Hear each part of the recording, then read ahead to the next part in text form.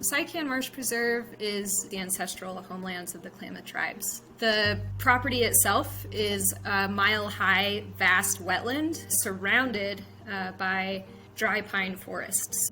For the last 15 plus years on Sycan Marsh Preserve, we've really been attempting to learn and share best practices about what types of restoration practices really help increase the resilience, the health, and the ability of these forests to adapt in the face of a changing climate, starting with ecologically informed thinning of smaller and medium-sized trees, reducing some of the combustible material on the forest floor, and trying to leave the forest, the trees that are left, similar to how they would have looked historically.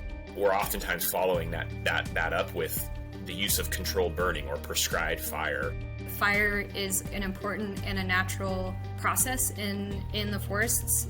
It's cleaning up the dead and down material, it's thinning out the smaller diameter trees, it's cycling the nutrients in the ecosystem. When it becomes challenging is when you have fires like the bootleg that burn through areas that no longer look like what that forest used to look like. We've had a number of smaller wildfires on Sycan Marsh Preserve over the last 20 years, but nothing to the scale of what we witnessed on the bootleg fire. The bootleg fire as a whole burned over 400,000 acres, and on Sycan Marsh Preserve it burned about 12,000 acres. What we witnessed is that different combinations of those restoration treatments did have different outcomes.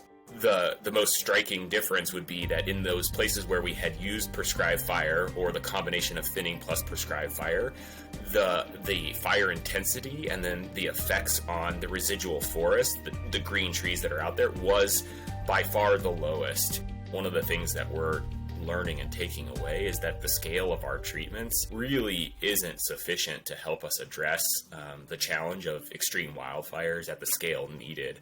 So the investment and the direction that the Biden administration and the U.S. Forest Service and other agency, federal land managers, tribes, states, is really, I think, an important indication that we're moving in the right direction to address the threat or address this challenge in a way that will be ecologically meaningful, in a way that will help restore these habitats and make sure that they're vibrant, thriving, healthy going into the future.